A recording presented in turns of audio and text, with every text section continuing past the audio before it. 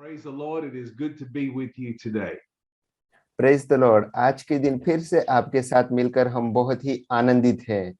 We are now moving into the first letter of Peter. अब हम पहले पीतर की पत्रियों में बढ़ रहे हैं। And today we're going to read chapters 1 and 2.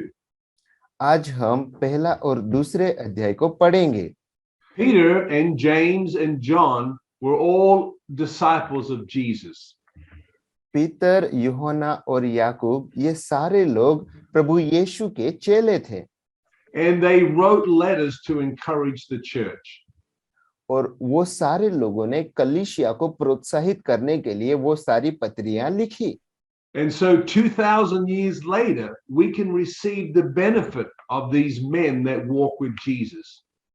और 2000 साल के बाद भी ये सारे चेले जो प्रभु यीशु के साथ चलते थे, उनकी जो बातें लिखी, उनका फायदा हम लोग उठा सकते हैं। So instead of reading about what they said, we can read exactly what they said because God has preserved their letters for us. और उन लोगों ने क्या किया, उनके साथ ही वो सारी बातों उन लोगों ने जो कही है, वो सारी बातों को प्रभु ने हमारे लिए उपलब्ध करवाई। And so we can read their instructions and we can benefit from those things. और उन लोगों ने जो सारी बातें लिखी, वो सारी बातों को हम पढ़ सकते हैं और उनका फायदा हमें मिलता है। And so we can read from Peter and learn how we need to operate in the kingdom of God. हम पीतर की बातें, लिखी हुई बातें को हम पढ़ सकते हैं और उनमें से हम सीख सकते हैं कि किस रीति से हम परमेश्वर के राज्य में कार्य कर सकते हैं। And so Peter had a lot to say about being an employee and working for somebody else.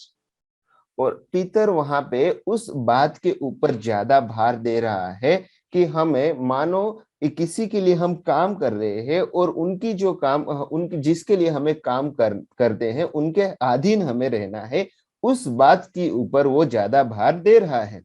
So by the time Peter wrote his letter, the church was growing and he had some important things to say about relationships in the church.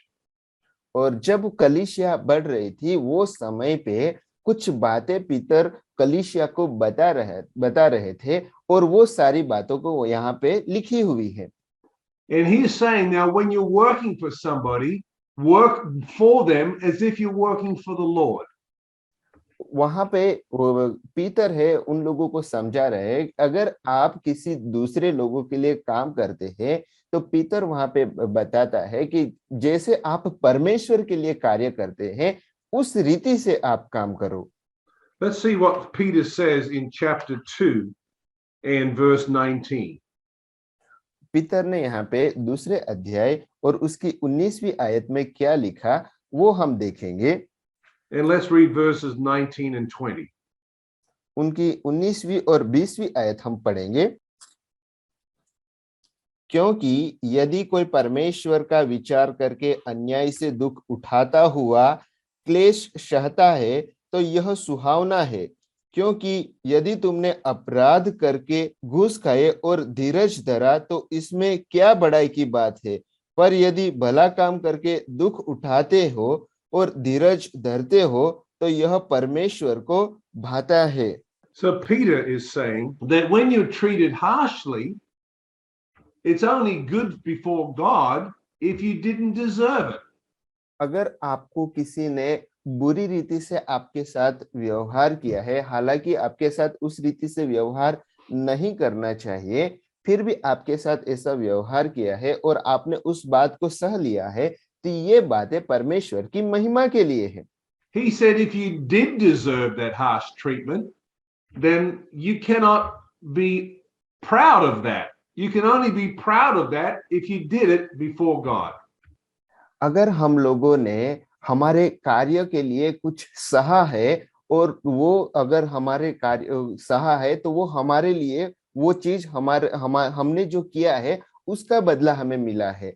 हालांकि हम लोगों ने कुछ गलत किया, हम लोगों ने कुछ भी गलत नहीं किया है, फिर भी हम परमेश्वर की बातों को सह लेते हैं, तो ये परमेश्वर के लिए सुहाना होता है। So we're all going to be treated in a harsh way from time to time in our life. हमारे जीवनों के अंदर कुछ ना कुछ समय पे हमें हमारे साथ जो व्यवहार होता है, कुछ ना कुछ गलत तरीके से व्यवहार हो सकता है। Sometimes you're treated in a bad way by other Christians. कुछ बार दूसरे विश्वासियों के जरिए भी हमारे साथ अच्छा व्यवहार नहीं होता। But if you did not deserve to be treated that way and you take it patiently, this is how you honor the Lord. अगर आपको उस रीति से आपके साथ व्यवहार नहीं करना चाहिए, फिर भी उस रीति से अगर दूसरे लोगों ने आपके साथ व्यवहार किया है और आपने उनको अच्छे से सह लिया है, तो ये बातें परमेश्वर की सुहाना होती है, परमेश्वर को महिमा देती है। Many times when we get treated in a bad way, we want to fight back. बहुत बार ऐसा होता है कि जब लोग हमारे साथ अच्छा व्यवहार नहीं करते, तो हम उनके साथ लड़ते हैं। But Peter is talking about a situation where you are working for somebody else and you have to take it patiently. पीतर यहाँ पे इस रीति से बताता है कि जब लोग दूसरे लोगों के लिए काम करते हैं, तो वहां पे उन लोगों को वहां पे उनकी अधीनता में रहना चाहिए। So we have to honor the people that we work for, even when they're being harsh and not kind to us. जब कभी भी हम दूसरे लोगों की अधीनता में काम करते हैं, तो वो लोग हमारे साथ अच्छा व्यवहार ना भी करे, तो भी हमें नम्रता से उनके साथ रहना है। Let's read verse 18. हम 18वीं आयत पढ़ेंगे। हे सेवकों, हर प्रकार के भय के साथ अपने स्वामियों के अधीन रहो, न केवल उनके जो भले और नम्र हो, पर उनके भी जो कुटिल हो। And so we're being given instructions of how to operate in the kingdom of God in relationships. और दूसरे लोगों के साथ हमारा जो संबंध है, उस बातों में हमें परमेश्वर के राज्य में किस तरह से कार्य करना है, उस बातों के अंदर यहाँ पे पीतर निर्देश दे रहा है। So Peter is not just dealing with theology for the head, he's dealing with how to operate in relationships. यहाँ पे पीतर जो है, सिर्फ यहाँ पे शिक्षा के बारे में, जो प्रभु की शिक्षा है उनके ही बारे में नहीं बता रहा है, लेकिन साथ में ही दूसरों लोगों के साथ हमारा जो संबंध है, उस बातों के अंदर हमें किस रीति से आगे बढ़ना है, उसके बारे में भी बता रहे हैं। And Peter is saying, even in your relationship as a husband and wife, operate in humility. आप अपने पति पत्नी के संबंध के अंदर भी आप लोग एक दूसरे के प्रति दीनता से व्यवहार करें। He says, especially if you're the husband, make sure you operate in humility. खास तौर पे जो पति है, वो लोग नम्रता के अंदर, दीनता के अंदर कार्य करे, व्यवहार करे। Always be gentle and kind. हमेशा ही नम्र और दीन बने रहे। And so if you're a husband, you want to always keep in your mind to be gentle and kind in the family.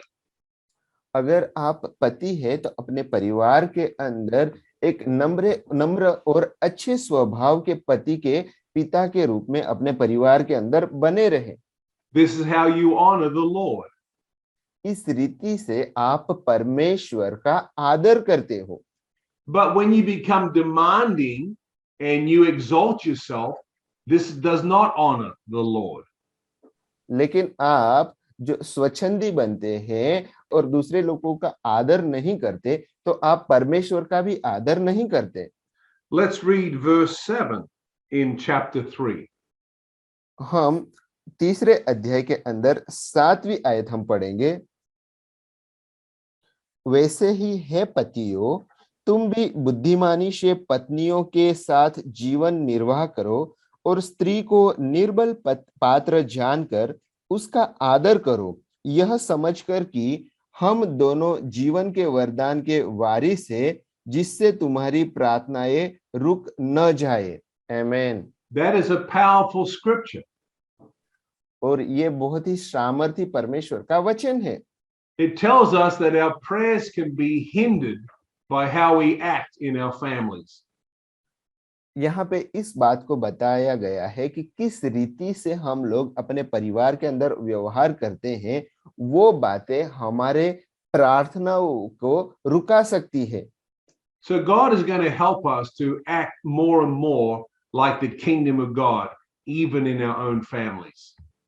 यहाँ पे परमेश्वर का वचन हमें इस रीति से समझाता है कि हमने हमारे परिवार के अंदर भी परमेश्वर के राज्यों के तौर पे हमें व्यवहार करना चाहिए। Amen. God bless you and you have a blessed day. आमीन। पिता परमेश्वर आपको आशीषित करे और आज का दिन आपके लिए आशीषमय हो।